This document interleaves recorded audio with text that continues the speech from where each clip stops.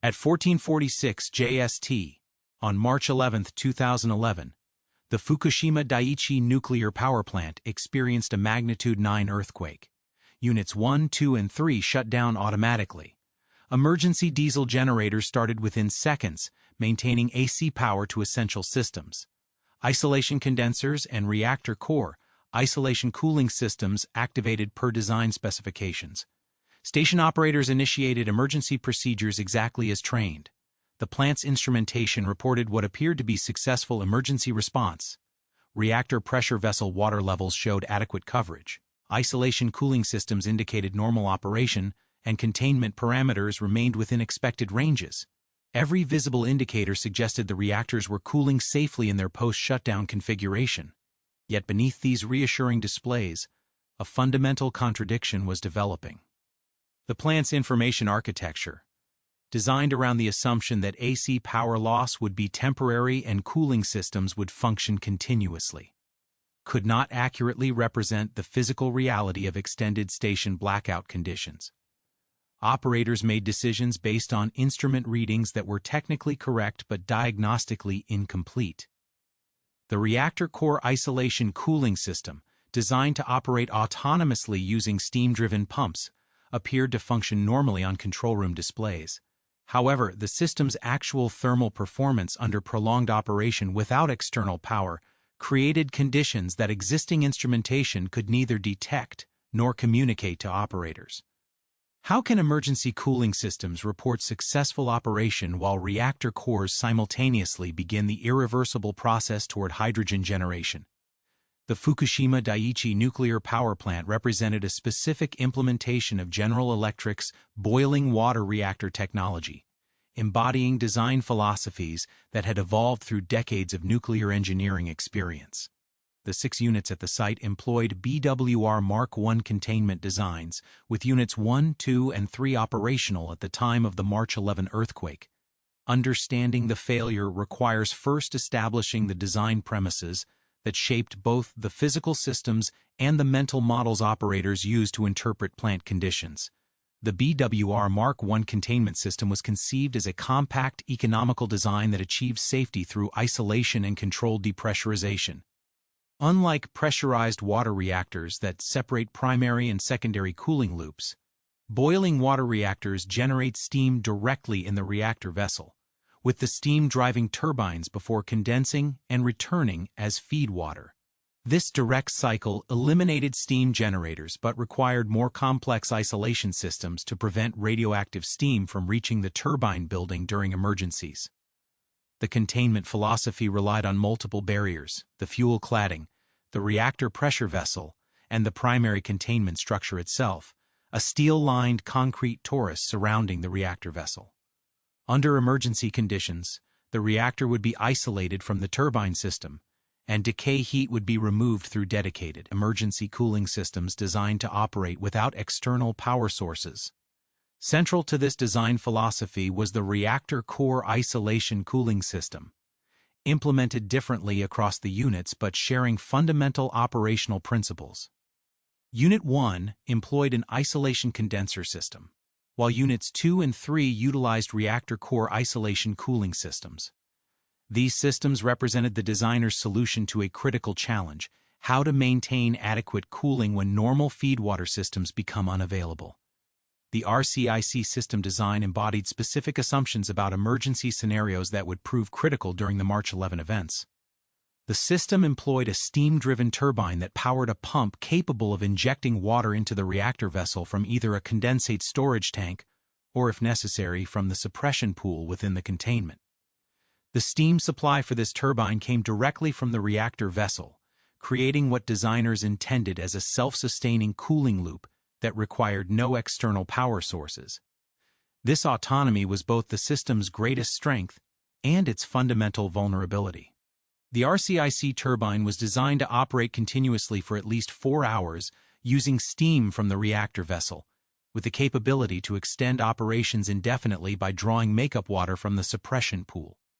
The system required only DC battery power for control functions, opening and closing valves, monitoring parameters, and providing indication to operators. However, the design assumptions underlying RCIC operation proved inadequate for the conditions that developed at Fukushima.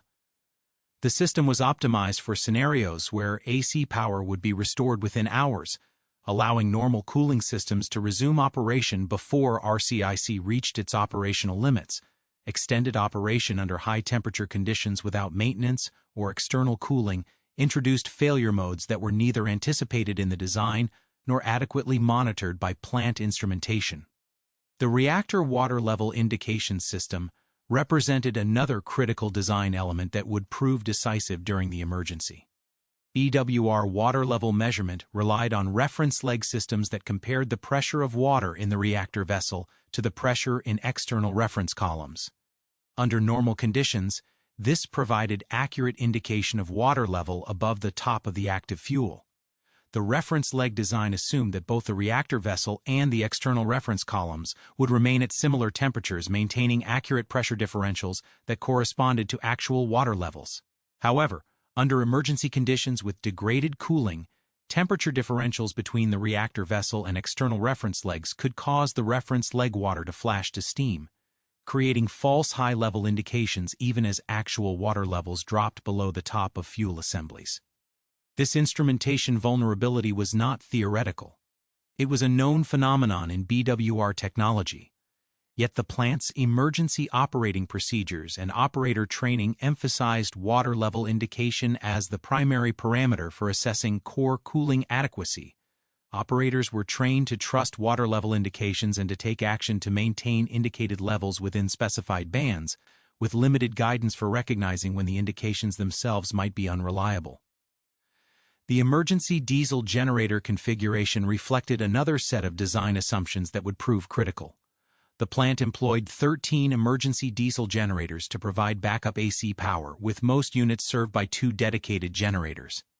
10 of these generators were water-cooled units located in basement areas approximately 7 to 8 meters below ground level. The cooling water for these generators was supplied by seawater pumps located near the shoreline, protected only by the plant's seawall. This configuration represented a calculated design trade-off. Placing the generators below ground provided protection from external hazards like aircraft impact and severe weather, while the seawater cooling system offered unlimited heat removal capacity. However, this arrangement created a vulnerability to flooding that exceeded the design basis, a vulnerability that was acknowledged in plant documentation, but considered acceptably remote given historical tsunami records. The seawall design itself embodied specific assumptions about maximum credible natural hazards. The 5.7-meter seawall was based on historical tsunami data and represented what engineers considered adequate protection against reasonably foreseeable events. This design basis reflected regulatory guidance and industry standards that emphasized protection against analyzed scenarios while accepting that some combination of events might exceed design capabilities. The interaction between these design elements, autonomous cooling systems, reference leg water level indication, basement-located emergency power, and flood protection based on historical precedent, created a system architecture that appeared robust under analyzed conditions but contained latent vulnerabilities when those conditions were exceeded. Training and procedural development reflected these same design assumptions. Operators were trained extensively on loss of coolant accidents, steam line breaks, and other analyzed events, with emergency procedures that emphasized rapid diagnosis and systematic response.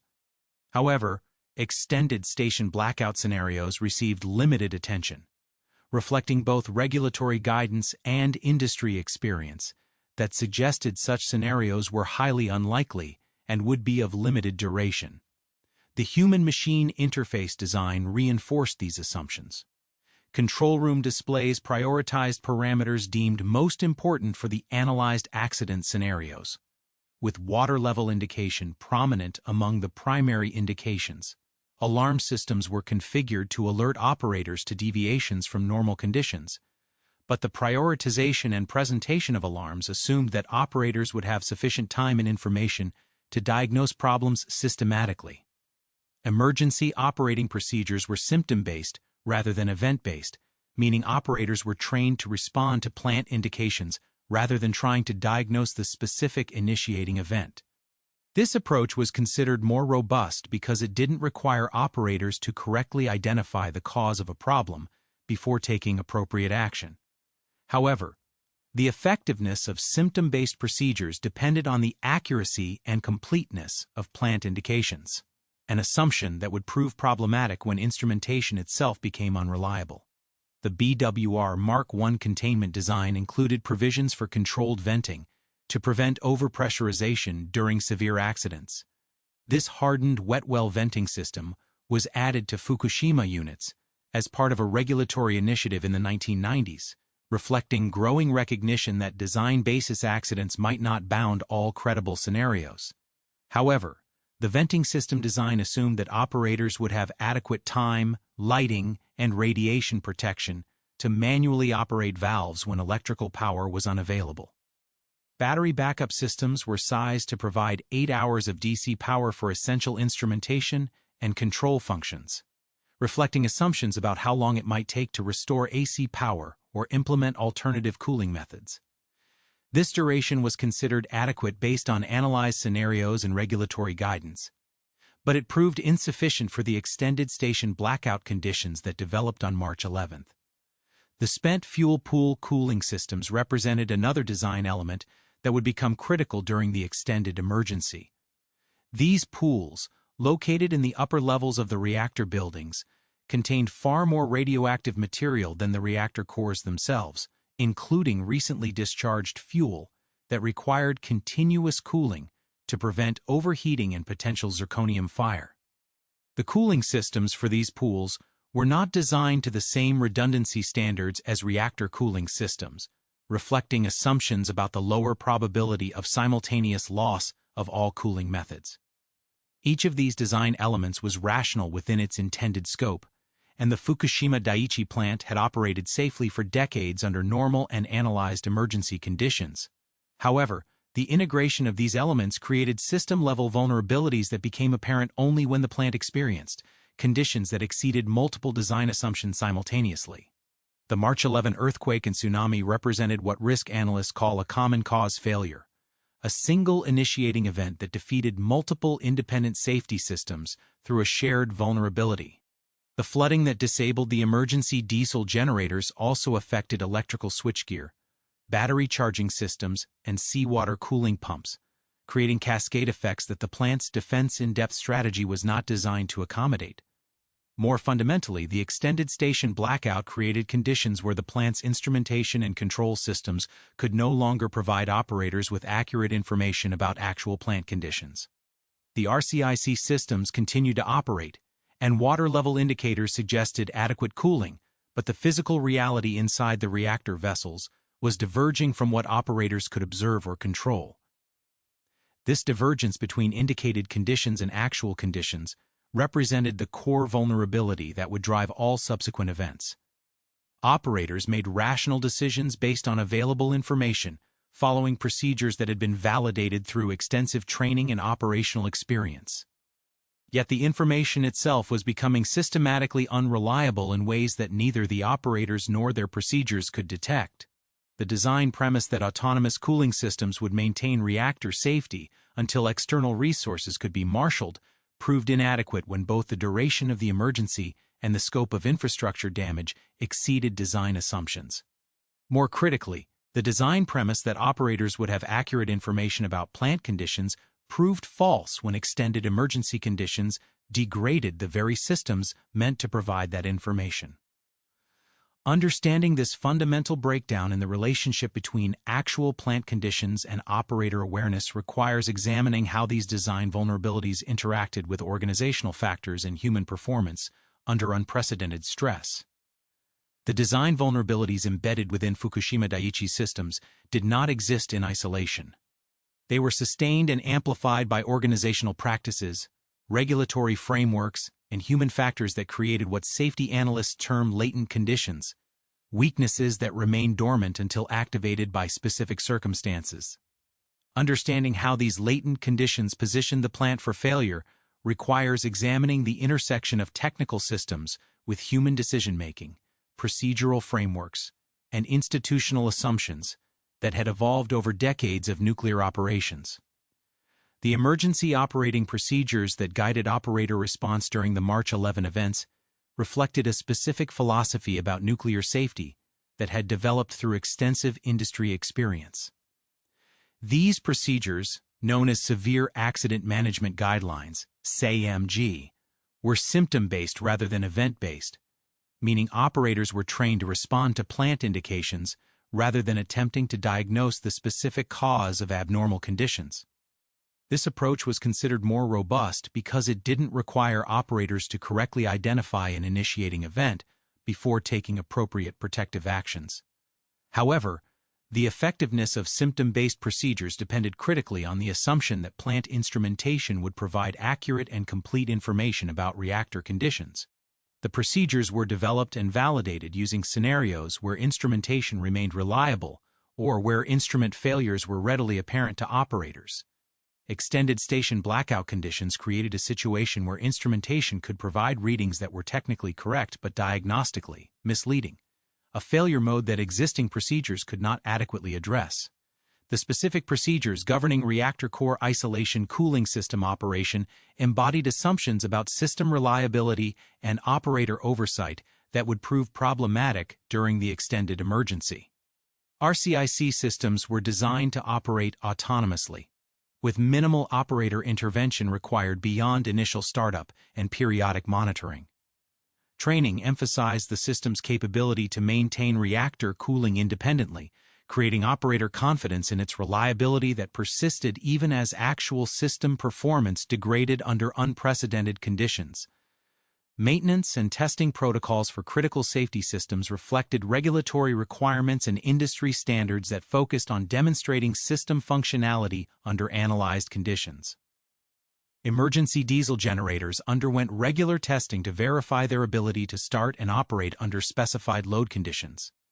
But these tests were typically of limited duration and did not simulate the extended operation under adverse conditions that occurred on March 11.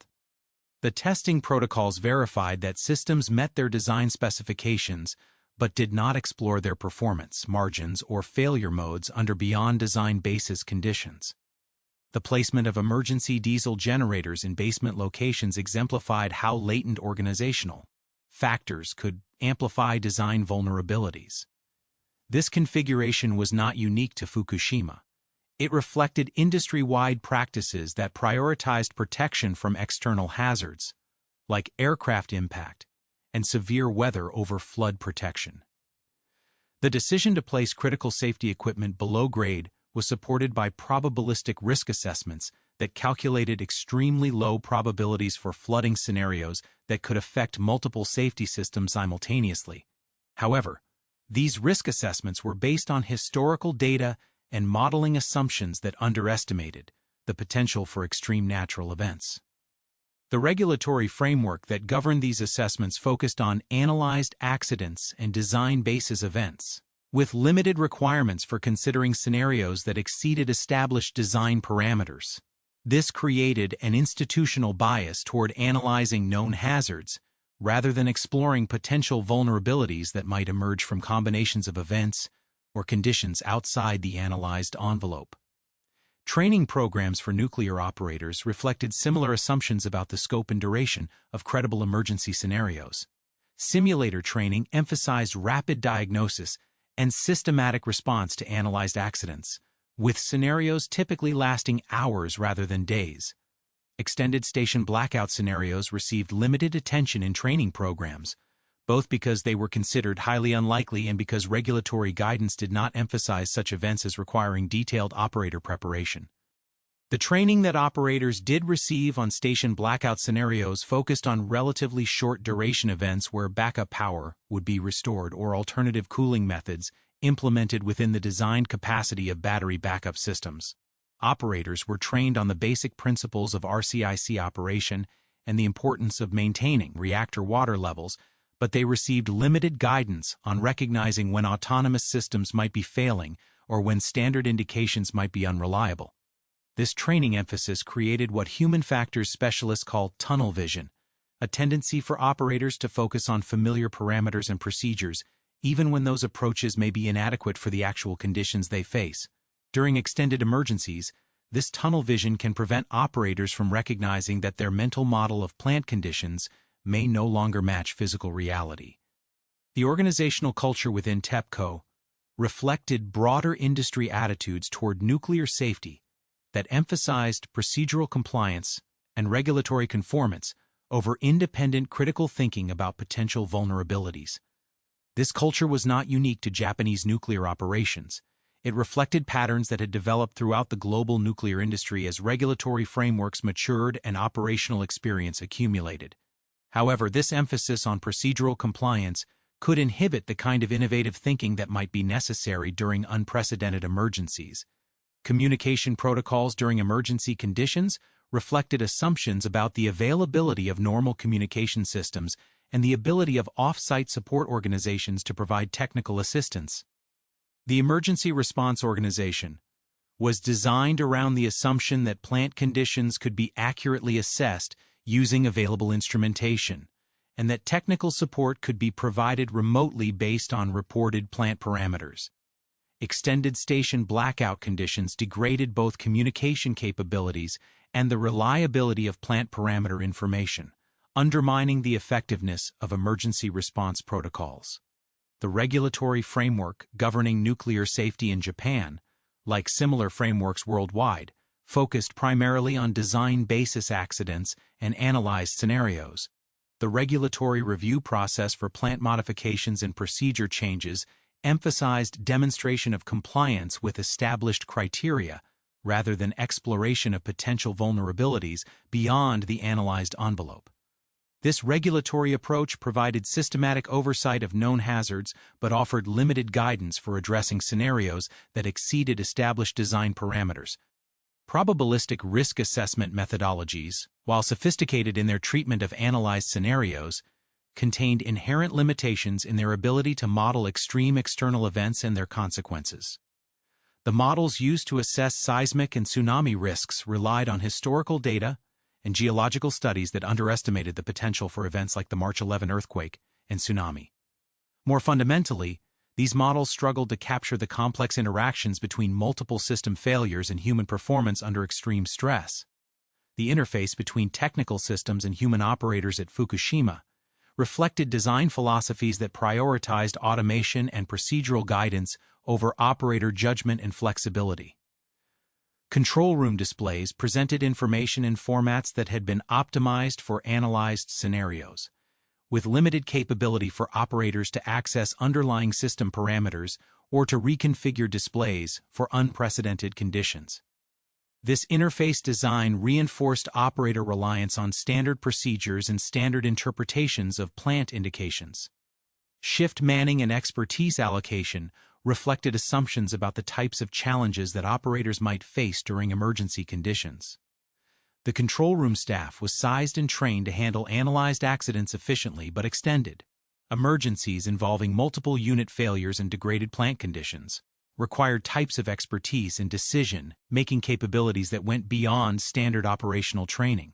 The plant's technical support organization was designed to provide engineering expertise during normal conditions, but many of these personnel were not immediately available during the emergency due to transportation disruptions and communication failures. The configuration of safety systems across multiple units created dependencies that were not adequately reflected in emergency procedures or operator training.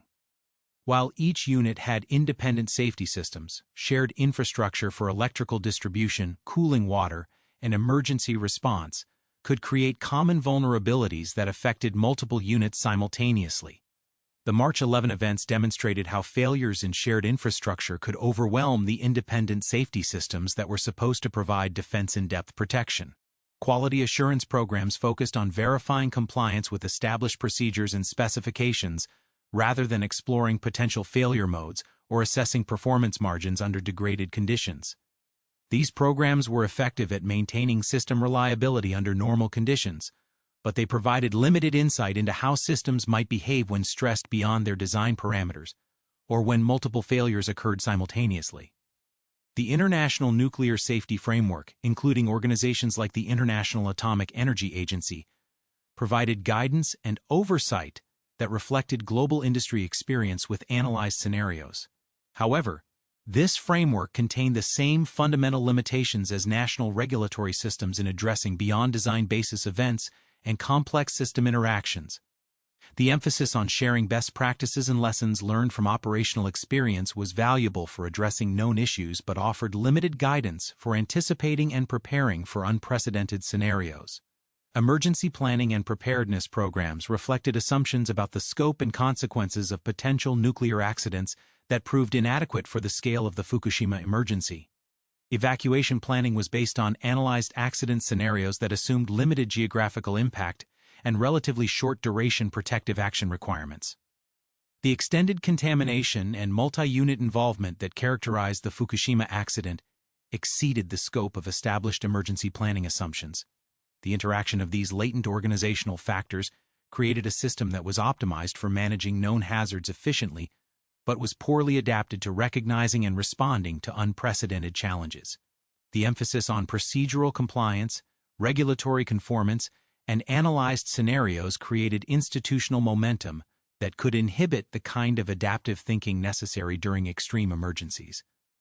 More fundamentally, these organizational factors reinforced the technical system vulnerabilities identified in the design analysis. The confidence in autonomous safety systems reflected in procedures and training matched the design assumption that systems like RCIC would provide reliable cooling until normal systems could be restored. The emphasis on water level indication as a primary parameter for assessing core cooling matched the instrumentation design that prioritized this measurement. The assumption that emergency conditions would be of limited duration matched both the battery capacity and the emergency diesel generator protection strategy. When the March 11 earthquake and tsunami exceeded multiple design assumptions simultaneously, these organizational factors prevented rapid recognition that standard approaches might be inadequate. Operators continued to trust familiar indications and follow established procedures, even as the physical conditions inside the reactors diverged from what those indications suggested. Technical support organizations continued to provide advice based on standard interpretations of reported parameters, even as those parameters became systematically unreliable. The result was a situation where human operators, following rational procedures based on available information, made decisions that inadvertently worsened plant conditions. This was not a failure of training or competence. It was a systemic failure of the information architecture that connected plant conditions to human decision-making. Understanding how this systemic failure manifested during the actual events requires examining the specific sequence of the March 11 earthquake and tsunami, and their immediate consequences for plant operations. The earthquake that struck northeastern Japan at 1446 JST on March 11, 2011, represented a seismic event far beyond what the Fukushima Daiichi nuclear power plant was designed to withstand. Yet the initial response of both the plant's safety systems and operating staff proceeded exactly as intended, creating a deceptive period of apparent success that masked the developing crisis. Understanding the failure requires examining not just what happened, but how the information available to operators systematically diverged from the physical reality developing within the reactors. The magnitude 9 earthquake generated ground accelerations that exceeded the plant's design basis at multiple measurement points, yet the reactor protection systems functioned precisely as intended.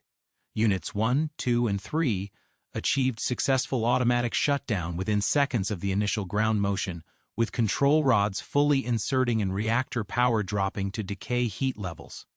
This immediate success validated decades of seismic engineering and provided operators with confidence that the plant's most fundamental safety function, stopping the nuclear reaction, had been accomplished without incident. External electrical power was lost immediately due to damage to transmission lines and switching stations, triggering automatic startup of the emergency diesel generators. All available generators started successfully and began supplying AC power to essential safety systems within the design timeframe. From the operator's perspective, this represented textbook emergency response. The plant had experienced a significant seismic event, achieved safe shutdown, and transitioned to emergency power exactly as procedures specified. The reactor core isolation cooling systems activated automatically on Units 2 and 3, with Unit 1's isolation condenser system also initiating as designed. These systems began providing makeup water to maintain reactor vessel water levels, with initial indications showing normal RCIC operation and stable water levels above the top of active fuel. Control room displays showed what operators interpreted as successful establishment of safe shutdown cooling, with all primary safety functions, reactivity control, reactor coolant inventory, and decay heat removal, apparently secured. However, the seismic event had initiated subtle changes in plant conditions that were not immediately apparent from control room indications. Ground motion had affected the alignment and calibration of sensitive instrumentation, particularly the reference leg systems used for reactor water level measurement. While these instruments continued to provide readings within normal ranges, their accuracy under post-earthquake conditions was degraded in ways that neither automatic monitoring systems nor operator observation could detect. The loss of normal feedwater systems and transition to RCIC operation created thermal hydraulic conditions inside the reactor vessels that differed from normal operation in ways that would prove significant as the emergency continued. RCIC injection provided adequate water inventory, but the injection points and flow patterns created by emergency cooling differed from normal feedwater distribution. These differences were not immediately apparent because reactor water level remained within acceptable bands and reactor pressure remained stable. At 1527 JST, approximately 41 minutes after the initial earthquake, seismic monitoring stations detected the approaching tsunami generated by the offshore seismic rupture. However, the scale of this tsunami far exceeded both the design basis for the plant and the historical precedents that had informed plant protection strategies. The wave heights measured at offshore monitoring points indicated tsunami amplitudes of 13 to 15 meters, nearly 3 times the 5.7-meter design basis that had governed seawall construction. The tsunami reached the Fukushima Daiichi site at approximately 1537 JST, overtopping the seawall and flooding large areas of the plant, including the basement levels where most emergency diesel generators were located. The flooding progressed rapidly through electrical tunnels and cable routes, reaching the emergency switchgear and battery rooms that provided power distribution for safety systems. Within minutes, most AC power sources were lost as seawater contacted electrical equipment and caused widespread short circuits. This rapid loss of AC power created the first significant divergence between operator expectations and plant conditions. The emergency diesel generators had been operating successfully for nearly an hour, providing confidence that backup power was secure and that emergency cooling systems could operate indefinitely. The sudden loss of these power sources was not immediately apparent to operators because DC battery systems continued to provide power for essential instrumentation and control functions. The loss of AC power had immediate consequences for the reactor core isolation cooling systems that operators depended upon for maintaining reactor cooling. While these systems were designed to operate without AC power, they required DC battery power for control functions and monitoring. More critically, the loss of cooling water systems for RCIC pump rooms began to create high-temperature conditions that would progressively degrade system performance in ways that were not immediately reflected in control room indications. Unit 1 presented the most immediate challenge because its isolation condenser system required AC power for remote operation of isolation valves. With the loss of emergency diesel generators, operators lost the ability to remotely control the isolation condenser and were forced to rely on manual valve operation under degraded plant conditions. The isolation condenser had been cycling on and off automatically before the tsunami, but the loss of power left the system in an isolated condition that prevented effective decay heat removal.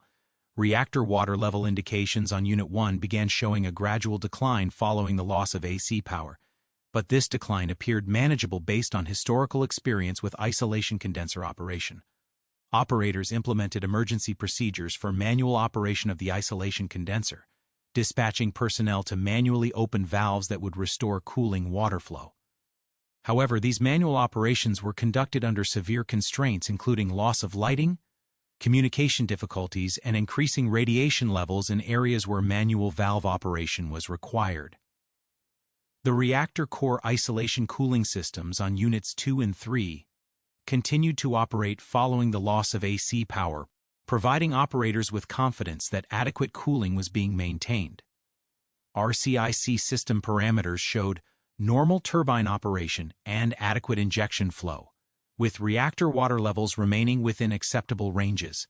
These indications reinforced operator confidence that the most critical safety function, maintaining reactor coolant inventory, was being accomplished successfully. However, the extended operation of RCIC systems under station blackout conditions created thermal and mechanical stresses that were not reflected in available plant instrumentation. The steam supply for RCIC turbines was drawn directly from the reactor vessels, where decay heat continued to generate steam at high temperatures. Without normal cooling systems to condense this steam and maintain normal reactor vessel conditions, the quality of steam supplied to RCIC turbines began to degrade as moisture content increased and temperatures exceeded normal operating ranges. The loss of ventilation and cooling systems in RCIC pump rooms created ambient temperature conditions that approached the design limits for RCIC equipment. Pump bearings, control systems, and instrumentation were subjected to sustained high temperatures that could degrade performance gradually, without triggering immediate failure alarms. This degradation was not detectable through available instrumentation because the monitoring systems focused on gross system parameters like flow rate and pump speed rather than equipment condition indicators that might reveal gradual deterioration. Battery systems that provided essential DC power for instrumentation and control functions were operating under conditions that exceeded their design assumptions. The batteries were sized to provide 8 hours of operation under normal temperature conditions with periodic charging from AC sources. The loss of battery charging systems and the elevated temperatures in battery rooms due to loss of ventilation began accelerating battery discharge rates beyond their design specifications. The first clear indication that plant conditions were diverging from operator expectations came from radiation monitoring systems that began detecting elevated radiation levels in areas of the plant where such levels had not been anticipated. These elevated readings suggested that primary containment integrity might be compromised, but the readings were difficult to interpret because much of the normal radiation monitoring system was offline due to power losses. Reactor pressure indications showed values that were higher than normal for shutdown conditions, suggesting that decay heat removal was not keeping pace with heat generation. However, these pressure increases were within the operational range for reactor safety valves and did not immediately indicate core damage. Operators interpreted these pressure readings as confirmation that the reactors contained adequate water inventory and that RCIC systems were maintaining water levels successfully. The gradual increase in reactor building radiation levels and the detection of radioactive gases suggested that some fission product release was occurring, but the magnitude and source of these releases were difficult to determine with degraded monitoring systems. Normal radiation monitoring relied on AC-powered detection systems that were no longer available, forcing operators to rely on portable instruments that provided limited coverage and less precise measurements. Control room conditions began to deteriorate as emergency lighting systems operated on battery power and ventilation systems remained offline. The loss of air conditioning created elevated temperatures and humidity that affected both human performance and equipment operation. Communication systems were degraded, making it difficult to coordinate actions between the control room and personnel dispatched to perform manual operations throughout the plant. The contrast between what operators could observe and what was actually occurring inside the reactor vessels grew more pronounced as hours passed following the tsunami. Water level indications continued to suggest adequate cooling, RCIC systems appeared to operate normally, and reactor pressures remained within manageable ranges. Yet the physical conditions inside the reactor cores were beginning to diverge significantly from what these indications suggested. The reference leg systems that provided reactor water level indication were subjected to thermal conditions that exceeded their design basis as decay heat accumulated without adequate removal. High temperatures in the reactor vessels created steam conditions that affected the density and pressure relationships that water level instruments relied upon for accurate measurement. The reference legs themselves began experiencing flashing and void formation that caused indicated water levels to read higher than actual levels within the reactor vessels. This systematic bias in water level indication created a false confidence in reactor cooling adequacy that persisted even as actual water levels dropped toward the top of active fuel assemblies. Operators continued to receive indications suggesting successful cooling, while physical conditions inside the reactors deteriorated toward the onset of core damage. The reactor core isolation cooling systems continued to inject water, but the injection rates were insufficient to replace inventory losses through relief valve operation and system leakage under high-pressure conditions. The divergence between indicated plant conditions and actual physical conditions represented the critical failure that would drive all subsequent events. Operators made rational decisions based on available information, following procedures that had been validated through extensive analysis and operational experience. Yet the information itself was becoming systematically unreliable in ways that neither the operators nor their procedures could detect. This information failure created a situation where appropriate operator actions became impossible, because the foundation for decision-making, accurate plant status information, had been compromised. The hours following the tsunami revealed a progressive deterioration in reactor conditions that occurred largely invisible to operators relying on standard plant instrumentation. What appeared to be stable emergency cooling gradually transformed into an irreversible progression toward core damage driven by physical processes that existing monitoring systems could neither detect nor communicate effectively. Understanding this transformation requires examining the specific mechanisms through which indicated plant conditions diverged from actual thermal hydraulic reality within the reactor vessels. The reactor core isolation cooling systems on Units 2 and 3 continued to provide injection flow following the loss of AC power, with control room displays indicating normal RCIC turbine operation and adequate water injection rates. However, the physical conditions driving these systems had begun to deviate from design assumptions in ways that progressively compromised their effectiveness. The steam supply for RCIC turbines was drawn from reactor vessels where decay heat continued at approximately 7% of full power immediately after shutdown, declining slowly according to fission product decay characteristics. Under normal shutdown conditions, this decay heat would be removed through main condensers or through dedicated shutdown cooling systems that could maintain reactor conditions within narrow temperature and pressure bands. The loss of these normal cooling systems forced the reactor vessels to operate at elevated pressures and temperatures determined by the balance between decay heat generation and the heat removal capacity of emergency systems. This thermal equilibrium was substantially different from normal shutdown conditions and created steam quality issues that affected RCIC turbine performance. The steam supplied to RCIC turbines under these elevated temperature conditions contained increased moisture content that reduced turbine efficiency and created erosion patterns on turbine blades that were not designed for extended operation under such conditions. Additionally, the high-temperature steam created thermal expansion stresses in piping systems and valve components that could affect system integrity over time. These degradation mechanisms were not detectable through available instrumentation because the monitoring systems focused on gross performance parameters rather than equipment condition indicators. Reactor water level measurement systems continued to provide readings that operators interpreted as confirmation of adequate core cooling, but the physical basis for these measurements was being systematically compromised by thermal conditions within the reactor vessels and associated instrumentation systems. The reference leg systems that provided differential pressure measurements for water level calculation relied on maintaining known density relationships between the reactor vessel contents and external reference columns.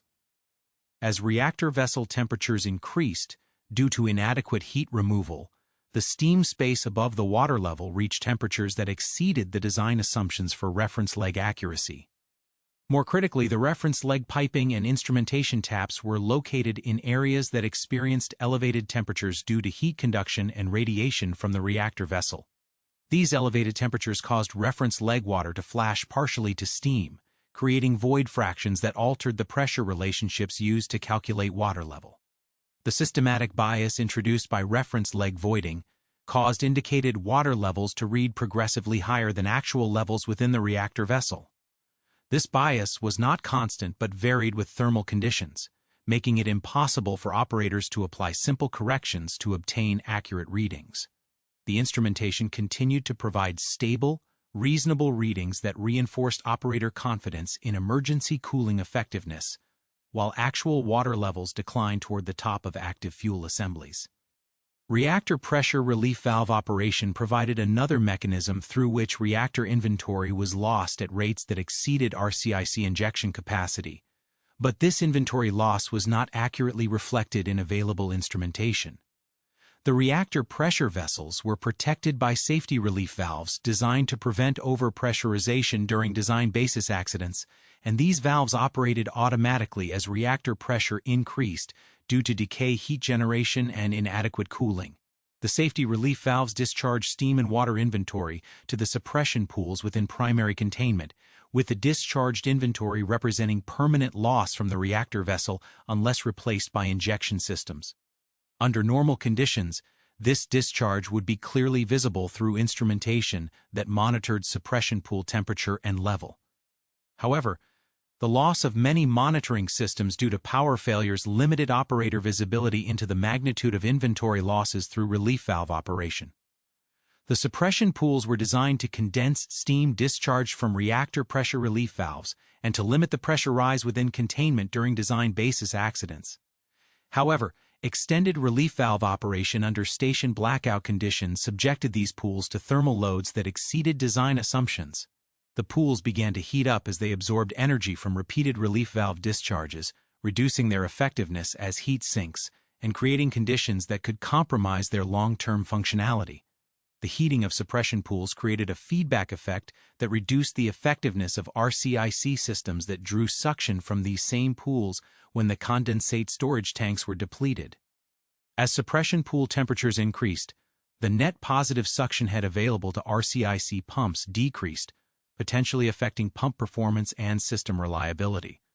This interaction between relief valve operation, suppression pool heating, and RCIC system performance was not adequately represented in available instrumentation or operator procedures. Primary containment pressure began to increase slowly but steadily as energy accumulated within the containment atmosphere due to relief valve discharges and other heat sources. This pressure increase was detectable through available instrumentation and provided operators with an indication that containment was performing its intended function of retaining reactor inventory. However, the rate of pressure increase was difficult to interpret because normal pressure monitoring systems were offline and operators had limited reference data for extended station blackout conditions. The gradual heating of reactor building atmospheres created thermal conditions that began to affect equipment located outside primary containment but within the reactor building envelope. Electrical equipment, instrumentation sensors, and mechanical components were subjected to elevated temperatures that could degrade performance over time.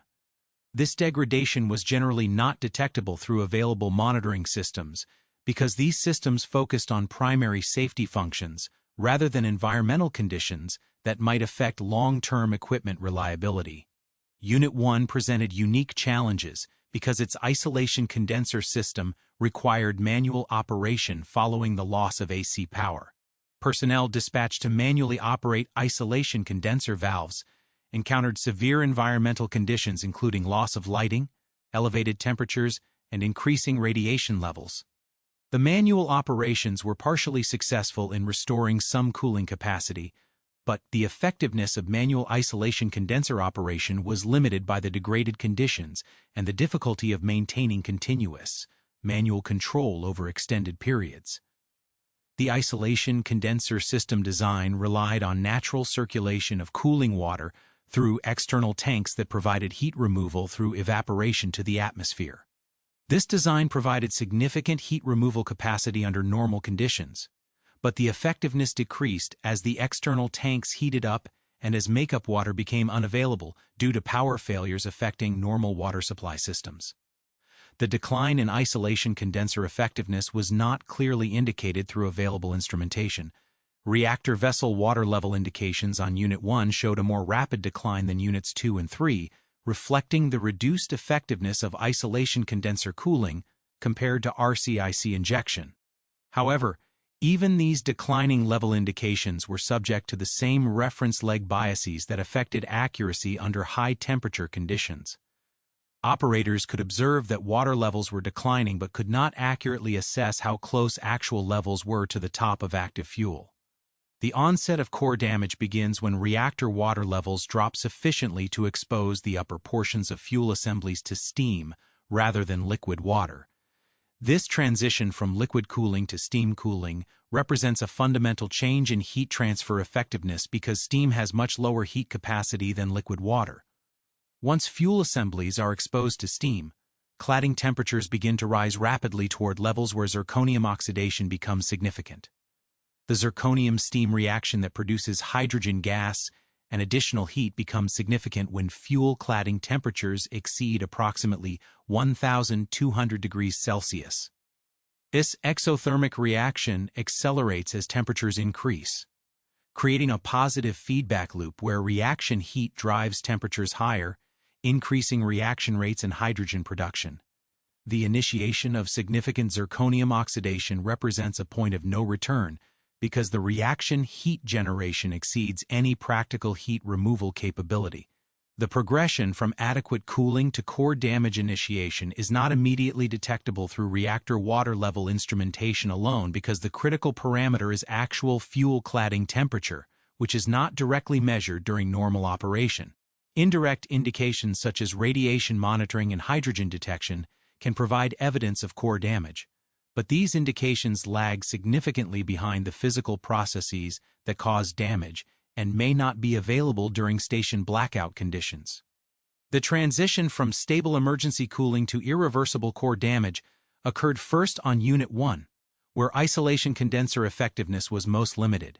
Reactor water levels dropped below the top of active fuel approximately 6 hours after the tsunami, initiating the exposure of fuel assemblies to steam conditions. The reference leg bias in water level indication meant that control room displays continued to show higher water levels even as fuel uncovery progressed, masking the severity of the developing situation from operators. Core damage progression accelerated once zirconium oxidation began, with reaction heat supplementing decay heat to drive temperatures higher throughout the fuel assemblies. The hydrogen gas produced by zirconium oxidation accumulated within the reactor vessel and later within primary containment, creating combustible gas mixtures that would pose additional hazards.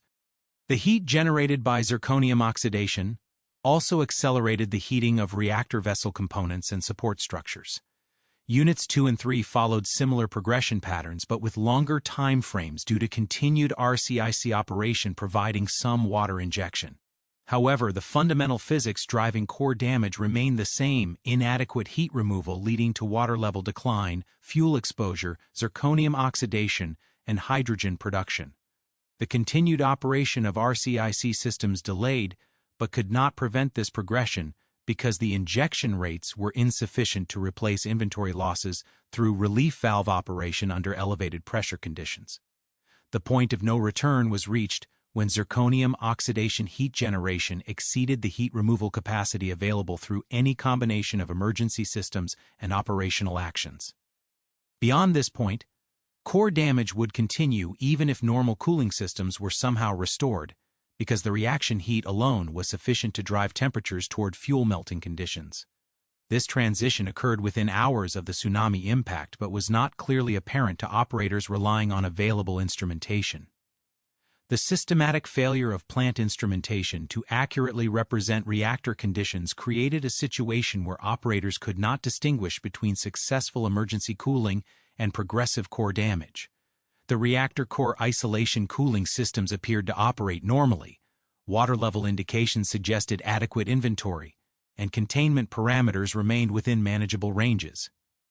Yet the physical reality within the reactor vessels was progressing inexorably toward conditions that would challenge the ultimate integrity of reactor pressure vessels and containment structures.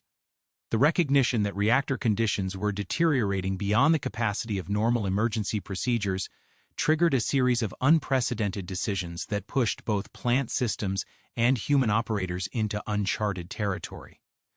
The progression from standard emergency response to improvised crisis management revealed additional layers of complexity as operators attempted to stabilize reactors using methods that had never been tested under actual emergency conditions. Each intervention introduced new uncertainties and new risks, creating cascading challenges that would persist for days beyond the initial emergency.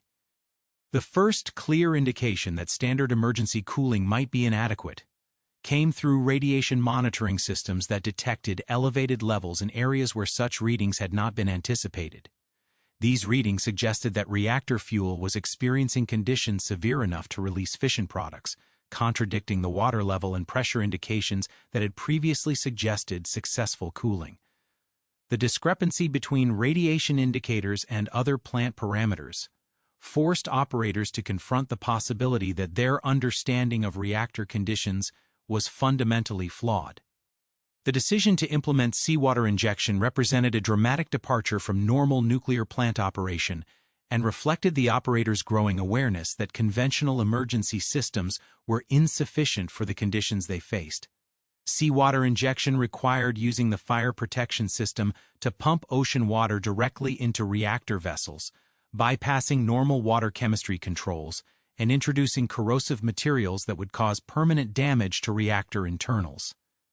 This decision was not covered by existing procedures and required real-time engineering judgment under extreme time pressure.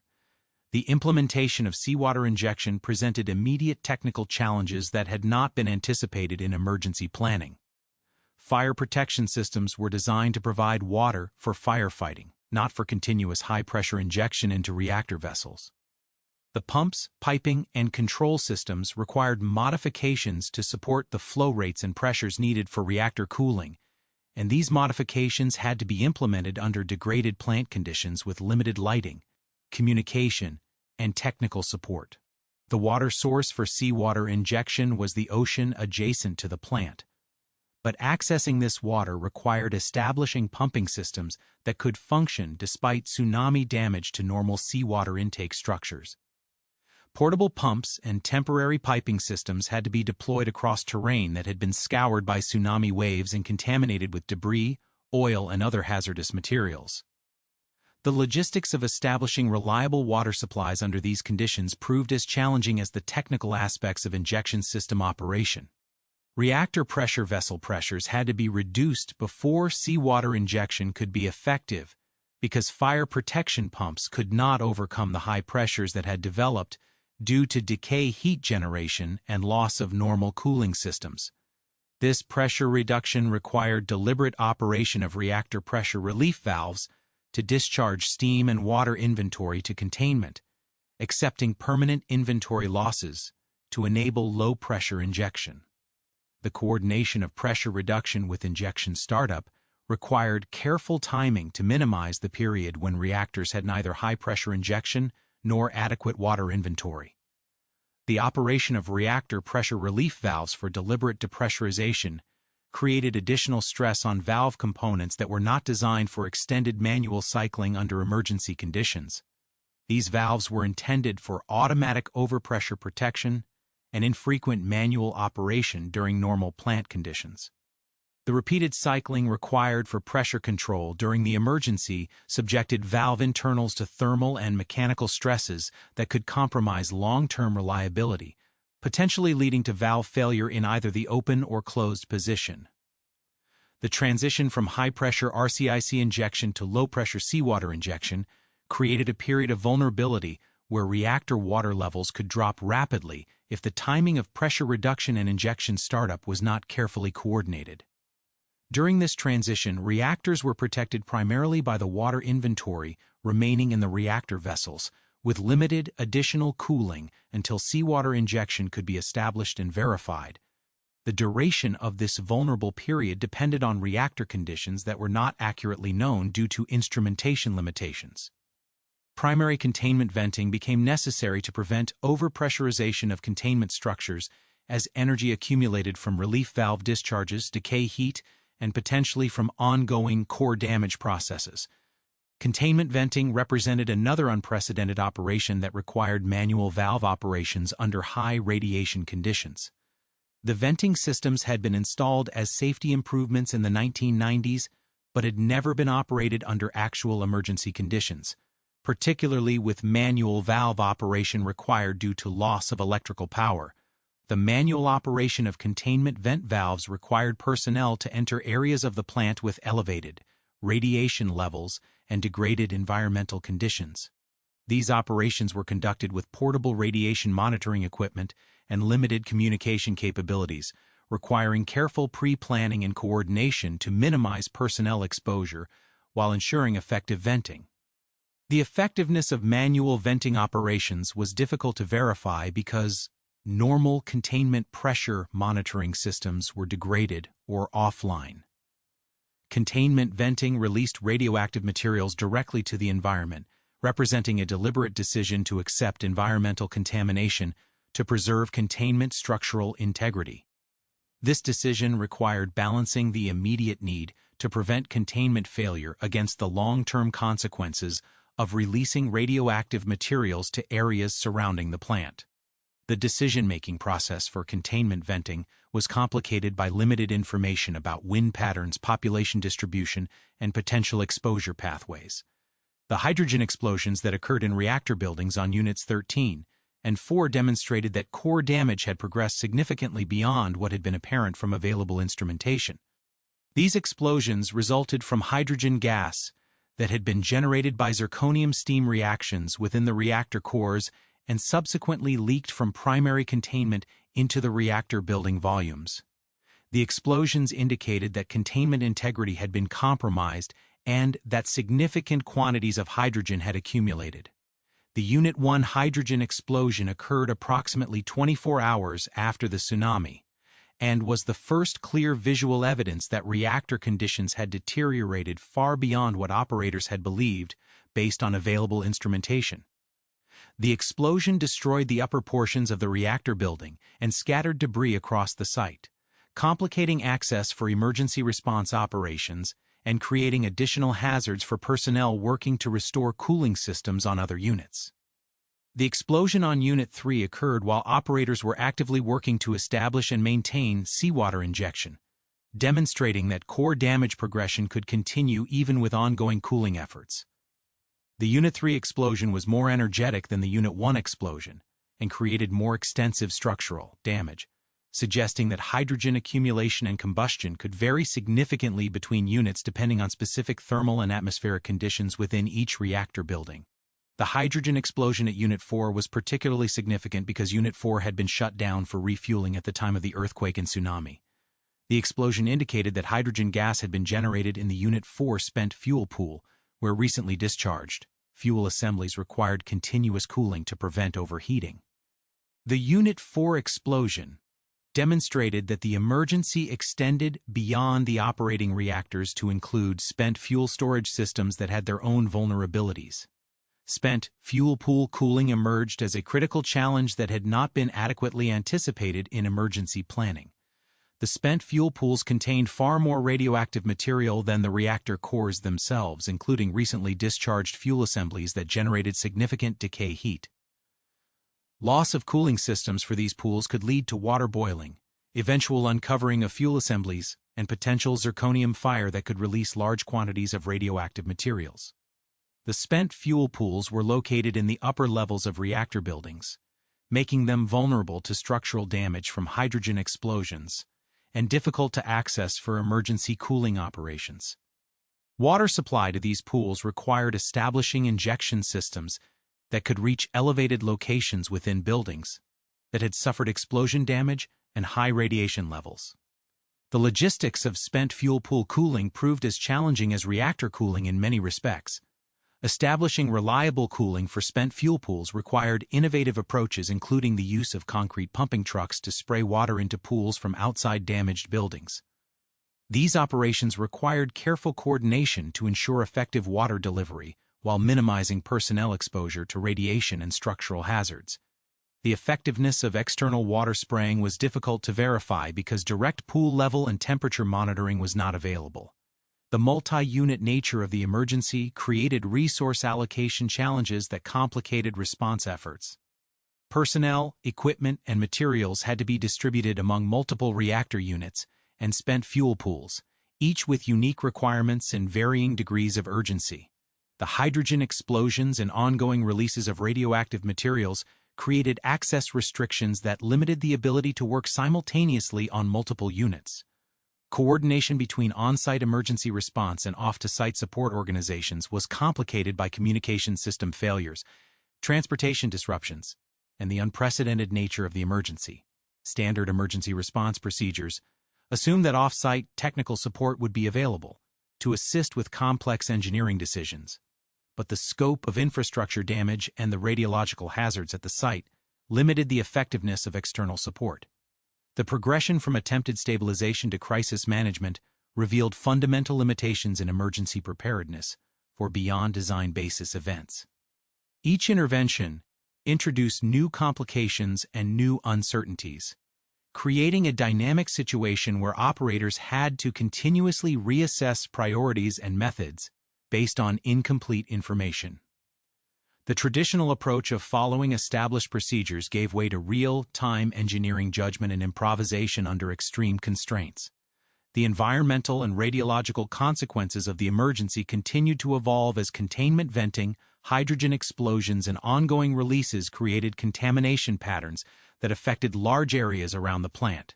Emergency planning assumptions about the duration and geographic scope of potential accidents proved inadequate for the scale of contamination that developed.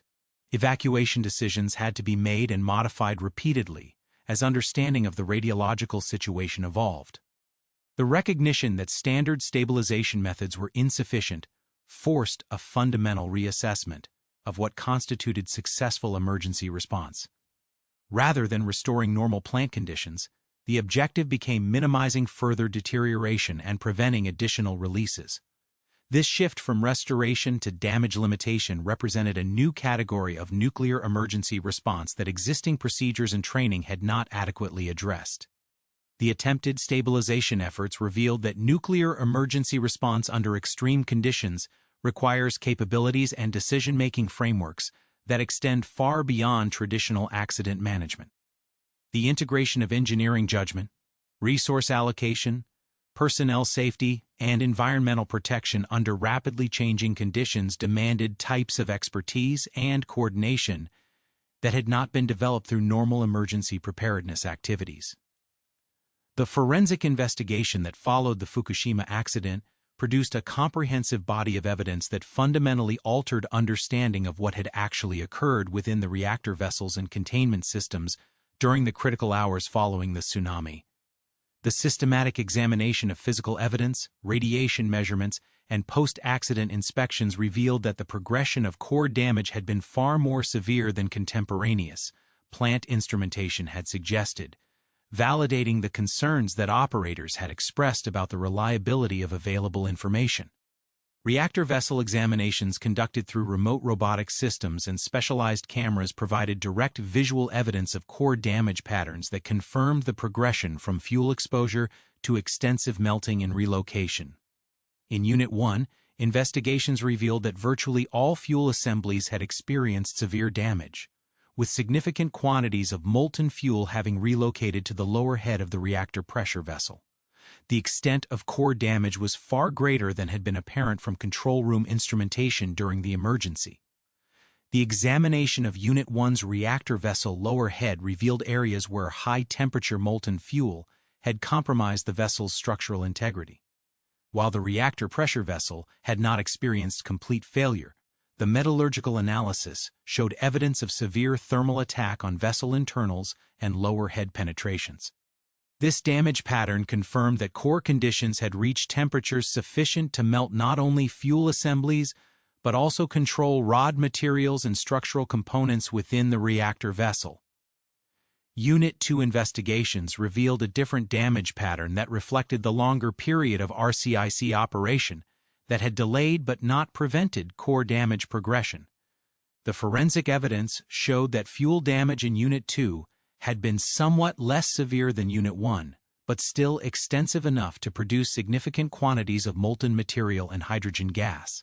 The variation in damage patterns between units provided insights into how different cooling system performance had affected the timing and severity of core degradation.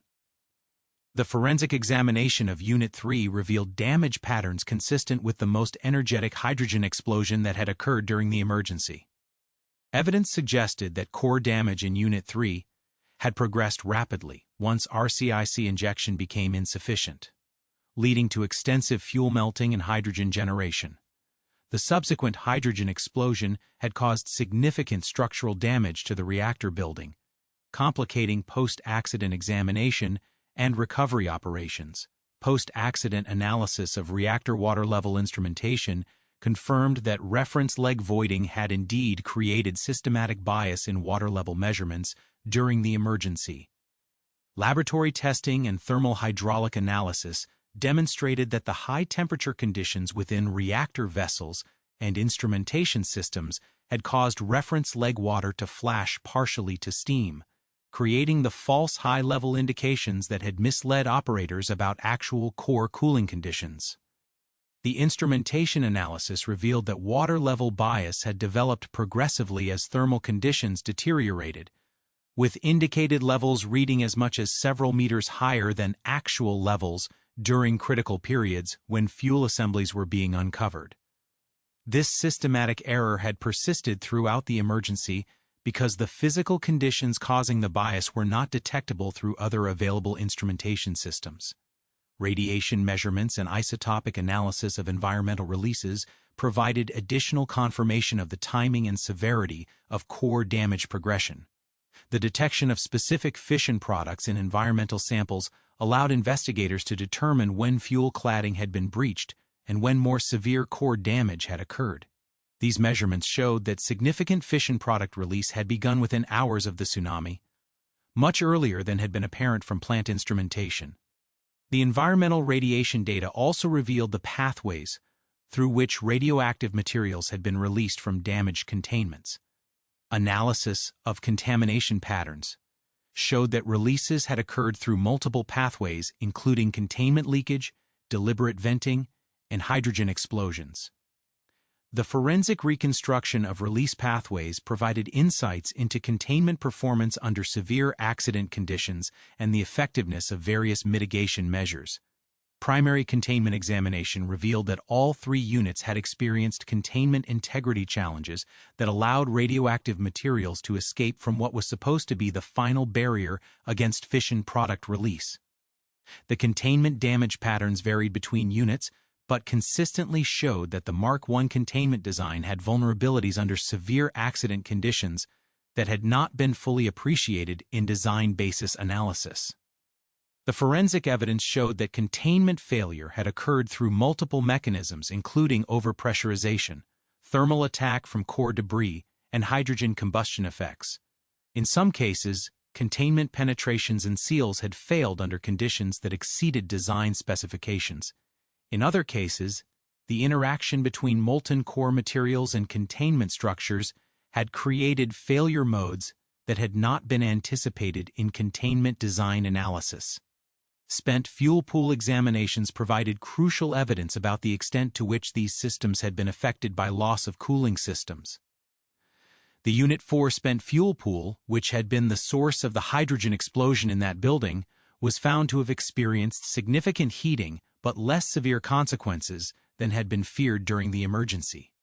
However, the forensic evidence confirmed that spent fuel pools represented genuine vulnerabilities that could have led to much more severe consequences under slightly different circumstances. The post-accident investigation of emergency response actions revealed both the effectiveness of improvised measures and their limitations in addressing the scale of the emergency. Seawater injection had been successful in providing some cooling capacity and preventing even more severe consequences. But the forensic evidence showed that core damage had been so extensive that even optimal emergency response could not have prevented significant fuel damage once water levels had dropped below the fuel. Analysis of containment venting effectiveness showed that manual venting operations had succeeded in preventing catastrophic containment overpressurization in some cases, but had also contributed to environmental releases. The venting systems had functioned as designed when operators were able to access manual valves, but the effectiveness was limited by the challenging conditions under which manual operations had to be conducted. The examination of emergency diesel generator failures confirmed that tsunami flooding had disabled these critical systems through mechanisms that were more extensive than had been apparent during the emergency. Seawater intrusion had affected not only the generators themselves, but also associated electrical switchgear, fuel supply systems, and cooling water systems. The forensic analysis showed that the generator failures were irreversible under site conditions and that portable backup power systems would have been required for any hope of restoring AC electrical power. International regulatory response to the Fukushima forensic findings resulted in comprehensive reassessment of nuclear safety requirements worldwide. The evidence of systematic instrumentation failure under severe accident conditions led to new requirements for diverse and hardened monitoring systems that could provide accurate information even under beyond design basis conditions. These improvements included direct containment atmosphere monitoring, core exit temperature measurement, and improved water level indication systems that were less susceptible to reference leg errors. Enhanced requirements for severe accident management incorporated lessons learned from the Fukushima response about the importance of portable emergency equipment, improved access for manual operations, and better coordination between on-site and off-site emergency response organizations. The forensic evidence about the effectiveness and limitations of improvised cooling methods informed the development of new severe accident guidelines that better integrated engineering judgment with procedural guidance. Training programs for nuclear operators worldwide were modified to incorporate Fukushima lessons about decision-making under uncertainty and the limitations of plant instrumentation during severe accidents. New simulator training scenarios were developed that included extended station blackout conditions and the types of instrumentation failures that had compromised situation awareness during the Fukushima emergency. Containment design requirements were enhanced based on forensic evidence about containment performance under severe accident conditions. New standards for containment venting systems, hydrogen control, and structural integrity under severe accident loads reflected understanding gained from analysis of Fukushima containment failures. These improvements were designed to provide more robust containment performance even when reactor cores experienced severe damage. Spent fuel pool safety received increased regulatory attention based on evidence about vulnerabilities revealed during the Fukushima emergency. Enhanced requirements for spent fuel pool cooling systems, structural protection, and emergency makeup capabilities reflected recognition that these systems represented significant radiological risks that had been underestimated in traditional safety analysis. Emergency preparedness requirements were expanded to address the geographic scale and duration of the Fukushima emergency. The forensic evidence about contamination patterns and the effectiveness of evacuation measures informed new requirements for emergency planning zones, protective action guidelines, and coordination between nuclear emergency response and broader disaster response organizations. The systematic analysis of human factors during the emergency led to improved integration of human performance considerations into nuclear safety requirements. The forensic evidence about how operators had made rational decisions based on misleading information emphasized the importance of providing accurate, complete, and understandable information to decision-makers during emergencies. International cooperation in nuclear safety was enhanced through sharing of Fukushima forensic findings and lessons learned. The investigation results were made available to regulatory organizations worldwide, contributing to global improvements in nuclear safety standards and emergency response capabilities. This international cooperation reflected recognition that severe nuclear accidents could have consequences that transcended national boundaries. The long-term radiological consequences of the Fukushima accident provided additional insights into the relationship between nuclear safety and public health protection. Epidemiological studies and environmental monitoring programs established after the accident contributed to improved understanding of radiation health effects and the effectiveness of protective measures during nuclear emergencies. The Fukushima forensic investigation ultimately validated the central premise that had driven the emergency response, that plant instrumentation had systematically failed to provide operators with accurate information about reactor conditions. The extensive physical evidence confirmed that operators had been attempting to manage a severe core damage accident while receiving indications that suggested much less severe conditions. This fundamental breakdown in the information architecture that connected plant conditions to human decision-making had made effective emergency response impossible within the framework of existing procedures and training. The technical lessons from Fukushima demonstrated that nuclear safety required not only robust physical barriers against fission product release, but also reliable information systems that could accurately represent plant conditions even under extreme circumstances. The forensic evidence showed that reactor safety depended as much on operators' ability to understand what was actually happening within reactor systems as on the physical capability of safety systems themselves. The investigation revealed that the Fukushima accident had not been caused by any single component failure or human error, but rather by a systematic breakdown in the assumptions that had governed nuclear safety philosophy. The design basis events, emergency procedures, operator training, and regulatory oversight had all been based on assumptions about credible accidents and available information that had proved inadequate when tested against the reality of an extended station blackout with multiple system failures.